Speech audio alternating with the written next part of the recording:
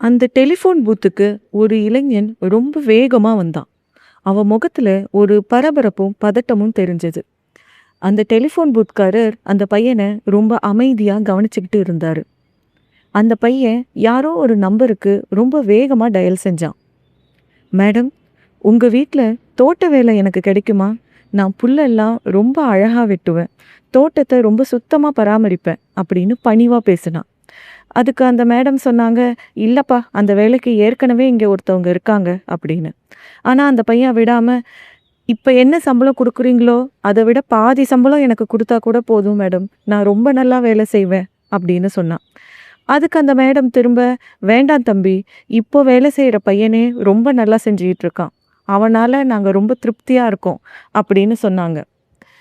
அதுக்கப்புறமும் அந்த பையன் விடாம திரும்பவும் கேட்டான், நான் வேணா உங்கள் வீட்டுக்கு முன்னாடி இருக்கிற வெராண்டாவையும் சேர்த்து சுத்தம் பண்ணுறேன், எனக்கு அந்த பாதி சம்பளம் கொடுத்தாலே போதும், உங்கள் வீடு இன்னும் அழகாக இருக்கும், ப்ளீஸ் மேடம் அப்படின்னா.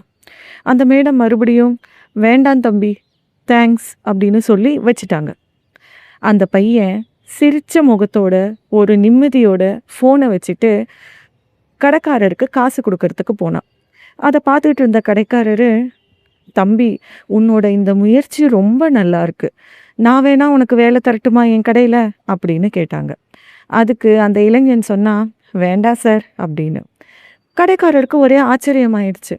இப்போ தானப்பா நீ வேலை வேணும்னு யாரோ ஒருத்தர்கிட்ட கெஞ்சிக்கிட்டு இருந்த, நான் தான் வேலை தரேன்னு சொல்கிறேனே, ஏன் வேண்டாங்கிற அப்படின்னு கேட்டார்.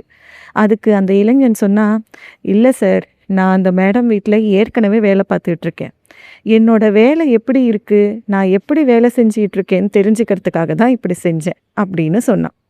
அந்த கடைக்காரருக்கு ஒன்றுமே புரியல. அந்த இளைஞன் சொன்னா, ஆமாம் சார், அந்த வீட்டில் நான் 6 மாசமா வேலை செஞ்சுக்கிட்டு இருக்கேன், என்னுடைய வேலை எப்படி இருக்கு, என் மேலே எங்கள் மேடம் என்ன அபிப்பிராயம் வச்சுருக்காங்கன்னு தெரிஞ்சுக்கணும்னு நினச்சேன், அதுக்காக தான் இதை செஞ்சேன். நம்முடைய குறை நிறைகளை நம்ம தெரிஞ்சுக்கிட்டா தானே சார் நம்ம வாழ்க்கையில் முன்னேற முடியும்.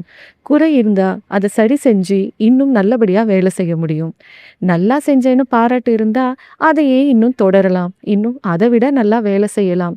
எப்படியோ நம்மளுடைய குறை நிறைகளை யாரோ ஒருத்தர் சொல்ல கேட்டு நம்ம கஷ்டப்படுறதை விட நம்மளே அதை தெரிஞ்சு ஆராய்ஞ்சு அதுக்கேற்ற மாதிரி நம்மளை மாற்றிக்கிட்டா நம்ம வாழ்க்கை இன்னும் சிறப்பாக இருக்கும் தானே சார் அப்படின்னா.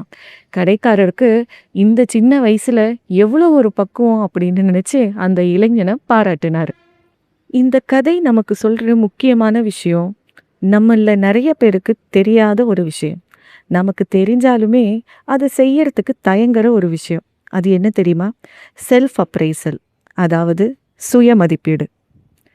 நம்ம வாழ்க்கையில் ஏதாவது ஒன்று தவறாக நடந்துருச்சுன்னா உடனே மற்றவங்கள குறை சொல்கிறதுக்கு நம்ம ரெடி ஆகிடுவோம். அவனால தான் இப்படி ஆணுச்சு, இவன் தான் என்ன அப்படி சொல்லிட்டான், அப்படி ஏதோ ஒரு விதத்தில் மற்றவங்க மேலே தான் நம்ம குறை சொல்லிக்கிட்டே இருப்போமே தவிர நம்மக்கிட்ட என்ன தப்பு இருக்குன்னு யோசித்து பார்க்குறவங்க ரொம்பவே கம்மி தான். முதல்ல நம்மளை நாமளே சில கேள்விகள் கேட்கணும். நான் என் வேலையை சரியாக செய்கிறேன்னா? என்கிட்ட ஏதாவது குறை இருக்குதா? நான் இன்னும் நல்லா மாறணுமா? இந்த மாதிரி நம்மளோட குணங்கள் பற்றிய கேள்விகளை நம்மளே நமக்குள்ள கேட்டுக்கணும். இந்த கேள்விகள் சூழ்நிலைக்கு தகுந்த மாதிரி, உங்களுடைய தேவைக்கு தகுந்த மாதிரி மாறலாம். ஆனால் உங்களை நீங்களே கேட்டுக்கிற இந்த கேள்விகள், உங்களுடைய சுய மதிப்பீடு தான் உங்களை வாழ்க்கையில் அடுத்த கட்டத்துக்கு கூட்டிகிட்டு போகும். அந்த பையன் மற்றவங்க யாரையுமே கேட்கல, முதல்ல தன்னுடைய வேலை நல்லா இருக்குதா அப்படின்னு அவனே தெரிஞ்சுக்க முயற்சி செஞ்சான். அதுதான் சரியான வழியும் கூட. நம்மளுடைய நிறை குறைகளை நம்ம தெரிஞ்சாதான் அதை நம்ம எப்படி சரி பண்ணலாம் அப்படின்னு பார்க்க முடியும். நம்மளுடைய வேலையை இன்னும் சிறப்பாக செய்ய முடியும். சுய மதிப்பீடு செய்ய தெரிஞ்ச ஒரு ஆளால தான் வாழ்க்கையில் ஜெயிக்கவும் முடியும்.